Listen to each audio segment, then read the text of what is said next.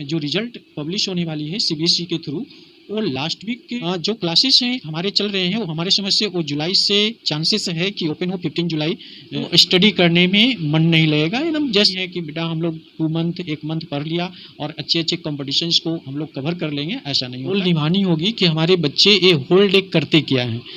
हम लोग ये रोना रोते हैं पहले कि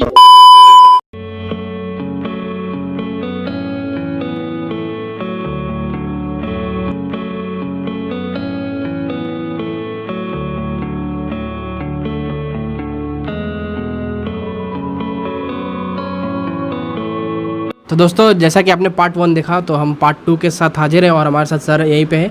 और इस वीडियो में हम लोग सारे जो लेफ़्ट डाउट से थे आपके सारे, वो डिस्कस करने वाले हैं सर के साथ। तो चलिए बिना किसी टाइम वेस्ट किए हुए हम लोग सीधा क्वेश्चन पे जंप करते हैं। सर, ऑनलाइन स्टडीज़ से ही एक और मैं आपसे डाउट क्लियर करना चाहूँगा कि अभी हम लोग देख रहे हैं कि बहुत सारे इंस्टीट्यूट्स, कोचिंग इंस्टीट्यूशंस, मतलब जो भी हमें कॉम्पिटिटिव एग्ज़ाम्स के लिए प्रिपेयर करवाती है, उन लोग ऑनलाइन स्टडीज़ के लिए इनरोल करवा रहे हैं स्टूडेंट से। तो उसके बारे में आप क्या कहेंगे सर? मतलब हमें उसके लिए वेट करना चाहिए ऑफलाइन स्टडीज़ के लिए, या फिर हमें ऑनलाइन स्टडीज़ के लिए ही इनरोल कर देना चाहिए? जो कॉम्पिटिटिव एग्ज़ाम हम प्रिपेयर करने जा रहे हैं, अभी हम 12th पास होंगे तो हम कॉम्पिटिटिव एग्ज़ाम के लिए प्रिपेयर करने जा रहे हैं, जैसे इंजीनियरिंग हो गया, मेडिकल हो गया, या फिर कोई भी। तो अगर हम प्रिपेयर करना चाहेंगे इंस्टीट्यूशन से, तो क्या हम लोग ऑनलाइन स्टडीज़ के लिए इनरोल कर दें या फिर उसमें, या फिर ऑफलाइन स्टडीज़ के लिए वेट करें? अभी इसके बारे में आप कुछ बताइए सर। नहीं, बिल्कुल ऑनलाइन क्लासेस के लिए आप पे इनरोल कर दें, क्योंकि ऑलरेडी इसका कोई फ़िक्स्ड डेट है नहीं। और जब ये फ़िक्स डेट नहीं, यदि ऐसा रहता कि आफ्टर 15 डेज़, आफ्टर 20 डेज़ के बाद ऑलरेडी फिजिकल क्लासेस स्टार्ट हो जाएंगे, तो चलिए हम लोग वेट कर लेते। लेकिन ये फिक्स नहीं है। और यदि इस वेट करने के ये में आपको, यदि सपोज दैट कि आपको 2 मंथ 3 मंथ 4 मंथ निकल जाता है, तो आप पे बहुत अच्छा प्रिपरेशन आपका नहीं होगा। और हो सकता है कि जो बच्चे ऑनलाइन क्लासेस से कनेक्टेड हैं वो आपसे आगे बढ़ जाएंगे। आप बेटर स्टूडेंट हो फिर भी वो आगे बढ़ जाएंगे। तो हमारे समझ से आप लोगों को ऑनलाइन क्लासेस से ज्वाइन कर लेना चाहिए। बिल्कुल कहीं पर वेट करने की ज़रूरत नहीं है, क्योंकि स्टडी लॉन्ग ड्यूरेशन तक चलता है। ऐसा नहीं है कि बेटा हम लोग 2 मंथ 1 मंथ पढ़ लिया और अच्छे अच्छे कॉम्पिटिशन्स को हम लोग कवर कर लेंगे, ऐसा नहीं होता है। इसलिए मेरा ओपिनियन है कि ऑलरेडी आप ऑनलाइन क्लासेस को ज्वाइन कर लें, उसके बाद फिर फिजिकल क्लासेस चलेगा तो आप वहाँ जाकर ज्वाइन कर लेंगे। तो आप इनरोल कर दीजिए, अगर फिर आगे चल के ऑफलाइन क्लासेस जब स्टार्ट होंगे, आप जाके वहाँ ज्वाइन कर लीजिएगा। तो आप पे जहाँ पर इनरोल होना चाहते हैं वहाँ पर सबसे पहले आप पूछ लें उस इंस्टीट्यूशन से, उस स्कूल से कि सर कंटिन्यू ऑनलाइन क्लासेस चलेगा या फिर फिजिकल क्लासेस भी चलेंगे।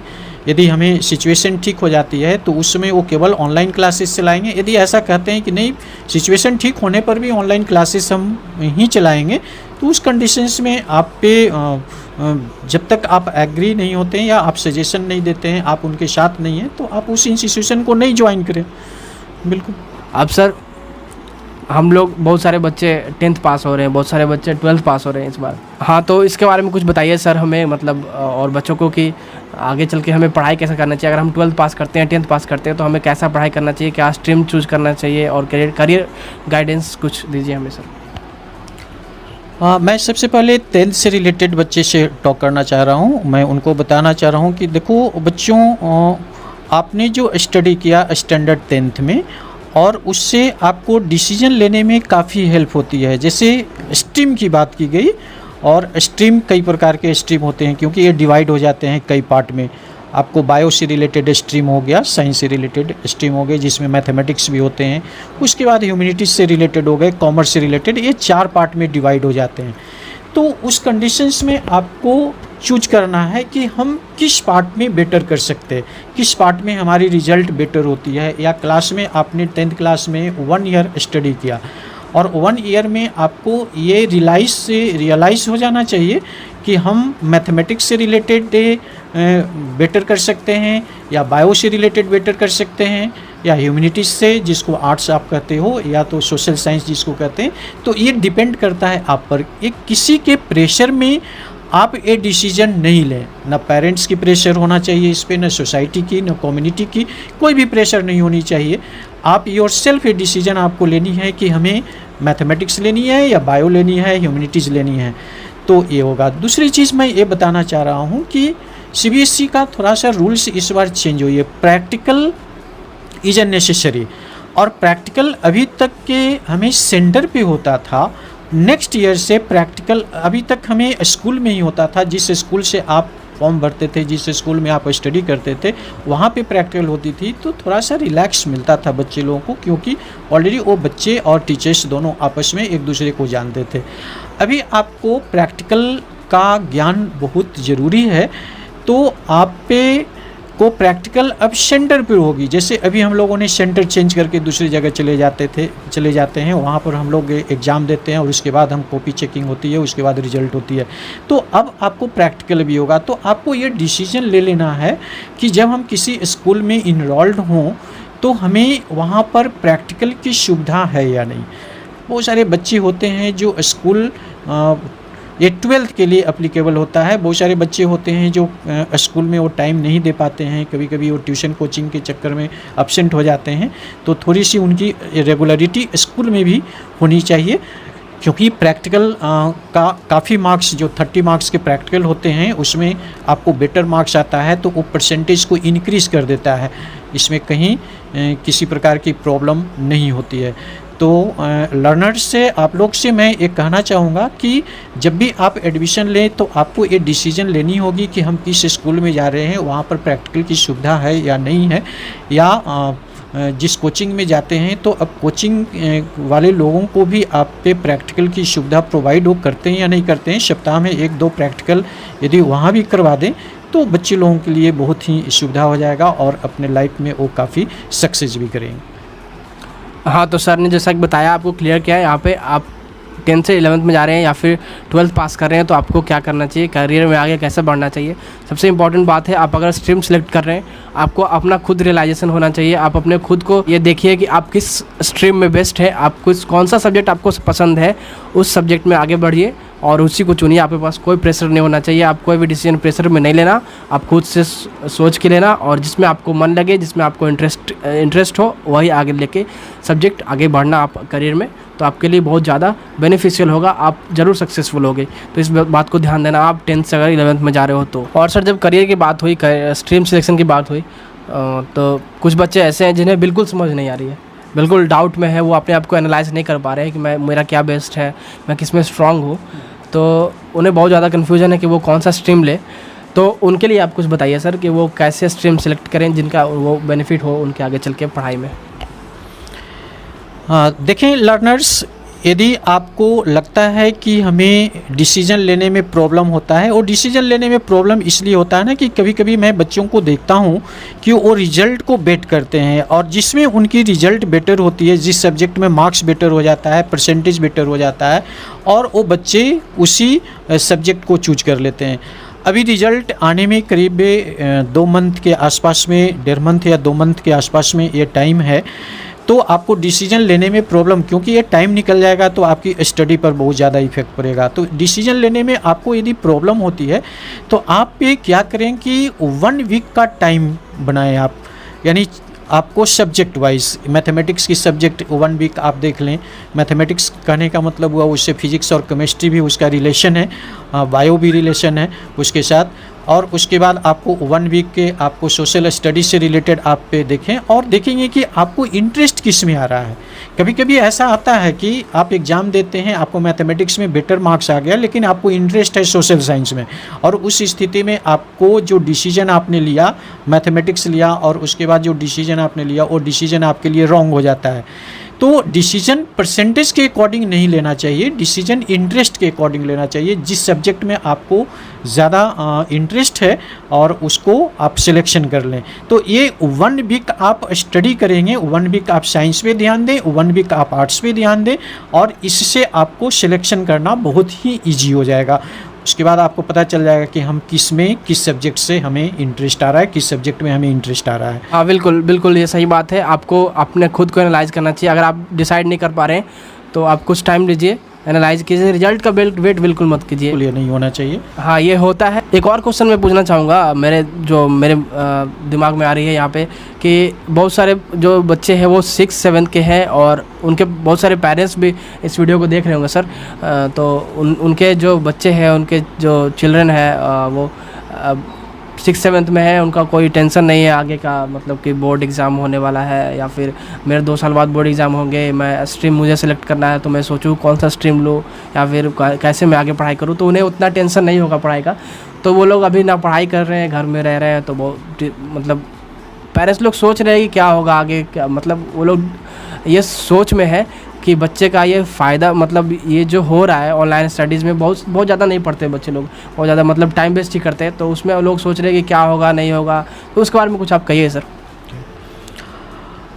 देखें, ये क्वेश्चन से मेरे माइंड में भी आ रहा था, इन्होंने बहुत अच्छा क्वेश्चन राइज़ किया है और इसको हम बिल्कुल बेहतरीन तरीके से एक्सप्लेन आपके सामने कर देते हैं। देखिए, सबसे पहले ये तो होता है ना कि अभी जो छोटे बच्चे हैं, यदि वो बच्चे आपके घर में हैं और गार्जियंस भी घर में रहते हैं, तो सबसे पहले गार्जियंस से एज अ टीचर्स वहाँ पर आपको रोल निभानी होगी कि हमारे बच्चे ये होल डे करते क्या हैं, तो आपको उसको केयर करने की ज़रूरत है। दूसरी चीज़ है ना कि वो बच्चे कहीं ना कहीं किसी न किसी स्कूल में वो कनेक्टेड हैं, किसी न किसी स्कूल में वो एडमिशन लिए हुए हैं। गार्जियंस को ये माइंड में चल रहा है कि मैं स्कूल में जाऊंगा और बुक को परचेज करेंगे या बुक लेकर आएंगे तो हमें ये 3 मंथ का पेमेंट भी देना होगा। बहुत सारे गार्जियंस को ये माइंड में चल रहा है, जिसके कारण वो स्कूल से बुक भी नहीं परचेज करते हैं और वो बच्चे दिन भर होल डे फ्री रहते हैं। आप ये बता दें कि यदि बिल्कुल एक पैंडेमिक 2 इयर्स के लिए चलते रहेगा, क्या वो बच्चे घर में कुछ भी स्टडी नहीं करेंगे? जो 7, 6, 8 में चले गए, पेरेंट्स भी एजुकेटेड हैं, यदि नहीं भी एजुकेटेड हैं तो वो बच्चे को कम से कम रीड करने आ गया, वो कुछ न कुछ वो बुक को पढ़कर कुछ समझने उसको आ गया, तो ऑलरेडी उस कंडीशंस में उनके पास बुक प्रोवाइड रहेगी, तो वो बुक को कुछ भी उलट कर देखेंगे उसको, तो उसमें आपको 50% ही गेन होगा, 60% गेन होगा, गेन तो होना है। लेकिन जब हम लोग उसको बिल्कुल अपने तरीके से उसको फ्री छोड़ देते हैं, ठीक है, हम लोग ये रोते हैं पेरेंट्स होकर कि चलो अभी पैंडेमिक है, मेरे पास प्रॉब्लम है, पैसे नहीं हैं, मैं कैसे बुक को परचेज करूँ, किस तरह से बच्चे को हेल्प करें, इस प्रकार की माइंड में आता है। ऐसा नहीं है। मैं समझता हूँ कि जो CBSE स्कूल में, जो प्राइवेट संस्था में जो बच्चे को एडमिशन जिस गार्जियंस ने करवा दिया है, उनके पास ऐसा नहीं हो सकता है कि उनके पास 4000, 3000 पैसे नहीं हैं जिससे कि वो बुक को परचेज नहीं करें। बिल्कुल बुक को वो परचेज कर लें। नहीं, ठीक है, हम ऑनलाइन क्लासेस नहीं करते हैं, फिर भी वो बुक को परचेज करें या 2 घंटे उसको ज़रूर, 2 घंटे शाम में, 2 घंटे सुबह में वो बच्चे को स्टडी करने के लिए कम से कम ज़रूर बोलें। और आप यदि उस पर प्रेशर, उस पर फोर्सेस बनाते हैं तो बच्चे बिल्कुल करेंगे। पढ़ना कोई नहीं चाहता है, लेकिन फिर भी तो हम लोग फोर्स लगाते हैं, अपनी फोर्स को अप्लाई करते हैं उस बच्चे पे, तो कुछ ना कुछ वो करना चाहता है। तो ये आपके लिए एकदम श्योर एंड सर्टेन आप कर लें कि बुक हम कहीं से परचेज करके बच्चे को प्रोवाइड कर दें। दूसरी चीज़, बहुत सारे स्कूल ऑनलाइन क्लासेस भी चलवा रहे हैं और ऑनलाइन क्लासेस से मैंने पहले भी डिस्कशन किया कि ऑनलाइन क्लासेस यदि बच्चे एक्टिव हैं तो उनके लिए 100% प्रॉफिटेबल है, और यदि बच्चे नहीं एक्टिव हैं, थोड़ा सा नटखट हैं, नॉटी हैं, तो फिर भी उसको 60%, 70% कुछ न कुछ गेन होगा। लेकिन उसके लिए जब तक वो ऑनलाइन क्लासेस चलता है ना, दैट टाइम्स की मदर या फादर या जो भी बड़े लोग हैं ना, उसके सामने बैठे हुए रहें, वो देखेगा, पढ़ेगा, कुछ क्वेश्चंस भी राइज की जाएगी, तो उस कंडीशंस में उसके लिए बहुत बेनिफिशियल हो जाएगा। तो इस जो मैंने सर से पूछा, जो हमारा जो डाउट था पेरेंट्स के लिए बेसिकली, तो आशा करता हूँ कि जो भी पेरेंट्स आप देख रहे होंगे इस वीडियो को, तो आपको सर से ज़रूर गाइडेंस मिली होगी। तो मेरे यही सारे क्वेश्चंस थे सर से, जो कॉमन डाउट्स आ रहे थे आपके, उसको मैंने सर के आगे रखा और सर ने उसको बहुत ही अच्छे तरीके से, बहुत ही डिटेल तरीके से क्लियर कर दिया। और यहाँ पे हमें कुछ एक्स्ट्रा न्यूज़ इन्फॉर्मेशन भी दे दी सर ने, और बहुत ही अच्छा हमें अच्छे से करियर गाइडेंस दे दी है, अच्छे से यहाँ पे हम लोग को हेल्प कर दिया आगे पढ़ाई करने में। तो आशा करता हूँ आपको सारे कुछ अच्छे से समझ में आएंगे, सारे डाउट्स अच्छे से क्लियर हुई होगी। सर को मैं थैंक्स करना चाहूँगा अपने चैनल पे आने के लिए और आपके डाउट्स क्लियर करने के लिए। सर थैंक्स हमारे चैनल पे आने के लिए और बच्चों के डाउट क्लियर करने के लिए।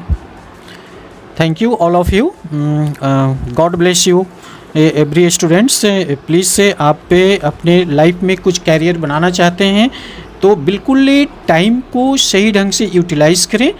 24 आवर्स ये सभी लोगों के लिए होता है, कि भी एक पार्टिकुलर बच्चों के लिए नहीं होता। इसी में हम लोग देखते हैं कि बहुत सारे बच्चे बहुत अच्छे सक्सेस कर जाते हैं, बहुत सारे बच्चे सक्सेस नहीं करते हैं।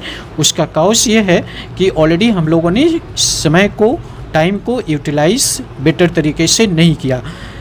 Thank you everybody. वो तो वीडियो को लाइक ज़रूर कीजिएगा और इस चैनल को सब्सक्राइब कीजिएगा और इस वीडियो को शेयर कीजिएगा आपके दोस्तों के साथ, ताकि उनके भी ये जो भी डाउट्स थे वो क्लियर हो सके, जो कि सर ने बिल्कुल डिटेल में बताया। मुझे तो बहुत अच्छा लगा इन सारे डाउट्स के आंसर सुन के, सर से बहुत डिटेल में बताया सर ने। तो दोस्तों बस इस वीडियो में इतना ही, मिलते हैं किसी अगले वीडियो में। Thanks for watching.